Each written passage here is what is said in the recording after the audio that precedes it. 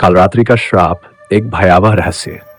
गांव बड़गाम को लेकर एक दहशत भरी दास्तान मशहूर थी। गांव के किनारे खड़ी एक पुरानी वीरान हवेली, जिसे लोग कालरात्रि की हवेली कहते थे, दशकों से रहस्य और डर का केंद्र बनी हुई थी। कहते थे कि वहां जाने वाला कोई भी इंसान जिंदा नहीं लौटता, और जो लौटता वह पागल हो जाता।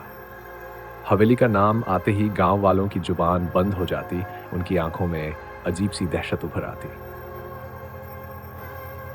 एक जिज्ञासु पत्रकार रवि एक युवा पत्रकार था जो अंधविश्वासों पर यकीन नहीं करता था। वह हमेशा सच और तर्क में विश्वास रखता था। जब उसने पहली बार इस हवेली के बारे में सुना तो उसे लगा कि यह सिर्फ गांव वालों की एक मनगढ़ंत कहानी है। गांव आकर उसने लोगों से इस हवेली के बारे में पूछताछ शुरू की। हर कोई इससे बचने को कहता, मगर कोई इसकी असली वजह नहीं बताता। एक दिन रवि गांव के सबसे बुजुर्ग व्यक्ति पंडित दयाराम से मिलने गया। वह हवेली के बारे में कुछ जानते थे। बेटा, उस हवेली में भूत नहीं बल्कि एक श्राप है, कालरात्रि का श्राप। रवि को यह सुनकर दिलचस्पी हुई। यह श्राप क्या है? पंडित जी ने कांपती आवाज में बताया। आज से 100 साल पहले इस हवेली में ठाकुर सुरेंद्र सिंह रहते थे, क्रूर, निर्दयी और पापी। एक रात उन्होंने अपनी नौकरानी लक्ष्मी को जिंदा जला दिया था क्योंकि उसने उनका एक गुप्त रहस्य सुन लिया था। लक्ष्मी की चीखें पूरी हवेली में गूंज उठीं, लेकिन किसी ने उसकी मदद नहीं की। मरते मरते उसने हवेली को श्राप दे दिया, जो भी इस हवेली में आएगा वह कालरात्रि के प्रकोप का शिकार होगा। तभी से इस हवेली में अजीब घटनाएं होने लगीं। रवि ने यह कहानी सुनी, मगर उसे अब भी यकीन नहीं हुआ। उसने तय कर लिया कि वह खुद जाकर इस हवेली की सच्चाई पता करेगा। रहस्यमयी हवेली की पहली रात के डबार बजने वाले थे। पूरे गांव में सन्नाटा था। चांद बादलों के पीछे छिपा हुआ था और ठंडी हवा पेड़ों को सरसराने पर मजबूर कर रही थी। रवि अपने कैमरे और टॉर्च के साथ हवेली की ओर बढ़ा। जैसे ही उसने हवेली का दरवाजा खोला, एक अजीब सी बदबू आई, जैसे जले हुए मांस की गंध हो। हवेली अंदर से जर्जर थी। हर कोना धूल से भरा हुआ था। दीवारों पर अजीब निशान बने हुए थे, जैसे किसी ने नाखूनों से उन्हें खरोंच दिया हो। जैसे ही उसने अंदर कदम रखा, उसे लगा कि कोई उसे देख रहा है। वह धीरे धीरे आगे बढ़ा। हर कदम पर फर्श करा रहा था, जैसे कोई दर्द में कराह रहा हो। अचानक उसने एक दरवाजा देखा जो अपने आप खुल गया।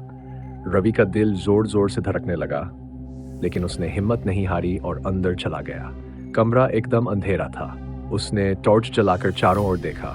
वहां एक टूटी हुई कुर्सी थी, एक पुराना पलंग था और दीवारों पर अजीब चित्र उकेरे हुए थे। तभी एक ठंडी हवा का झोंका आया और दरवाजा अपने आप बंद हो गया। टप टप टप किसी के पैरों की आहट सुनाई दी। रवि ने जल्दी से कैमरा उठाया और उस दिशा में रोशनी डाली, लेकिन वहां कोई नहीं था। अचानक उसकी आंखें एक शीशे पर पड़ी। वह खुद को देख सकता था, मगर तभी उसने महसूस किया कि उसके पीछे कोई खड़ा है।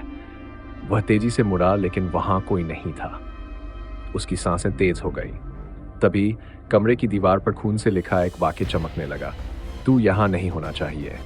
रवि ने घबराकर दीवार को छुआ और तभी एक जोरदार चीख हवेली में गूंज उठी। वह आवाज इतनी भयानक थी कि उसके शरीर में छुरछुरी दौड़ गई। रवि, किसी ने उसके नाम से पुकारा। उसने कैमरे को ऊपर उठाया और चारों ओर देखा। तभी एक कोने में उसे कुछ हिलता हुआ नजर आया। जब उसने टॉर्च उस ओर डाली तो उसका खून ठंडा पड़ गया। एक जली हुई औरत की परछाई जो उसकी ओर बढ़ रही थी। कालरात्रि का आतंक। रवि ने भागने की कोशिश की, लेकिन उसके पैर जमीन से चिपक गए। वह जितना जोर लगाता उतना ही फंसता चला जाता था। मुझे छोड़ दो, वह चीखा, लेकिन कोई फायदा नहीं हुआ। वह औरत धीरे धीरे उसके करीब आ रही थी। उसकी आंखें लाल थीं, चेहरा जले हुए मांस से भरा था और उसके होठों से राख गिर रही थी। तुम्हें भी जलना होगा, औरत ने कर्कश आवाज में कहा और अपनी जली हुई उंगलियों से रवि के चेहरे को छू लिया। उसकी उंगलियों से धुआं निकल रहा था और जहां जहां उसने छुआ, रवि की त्वचा काली पड़ गई। रवि ने पूरी ताकत से खुद को छुड़ाया और दरवाजे की ओर भागा, लेकिन जब उसने दरवाजा खोला तो वह वापस उसी कमरे में खड़ा था। हवेली उसके साथ खेल रही थी। अब रवि समझ चुका था कि यहां से निकलना नामुमकिन था। उसकी आंखों के सामने अंधेरा छाने लगा। उसे लगा जैसे उसकी आत्मा शरीर से खिंची जा रही हो। सुबह की खौफनाक खोज। अगली सुबह गांव वालों को हवेली के बाहर रवि का कैमरा मिला, मगर वह खुद कहीं नहीं था। जब उन्होंने कैमरा चलाया तो उसमें आखिरी रिकॉर्डिंग थी। रवि का चेहरा डर से भरा हुआ था। पीछे कोई काला साया था और रवि के होठों से सिर्फ एक ही शब्द निकला, काल रात्रि आ चुकी है। इसके बाद कैमरा बंद हो गया। गांव वालों ने हवेली की ओर देखा। वहां दरवाजे पर खून से लिखा था, अब अगला कौन?